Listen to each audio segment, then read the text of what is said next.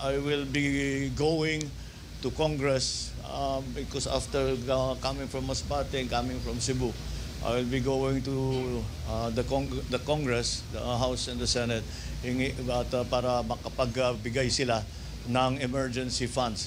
Alam ko yung mga QRF, yung mga QRF ng ibang mga agencies paubos na. So, magre-release tayo ng QRF, yung Quick Response Fund na ginagamit namin para immediately.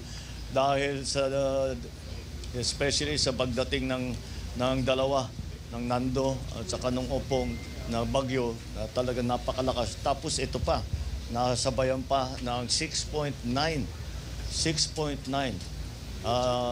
intensity ang lindol.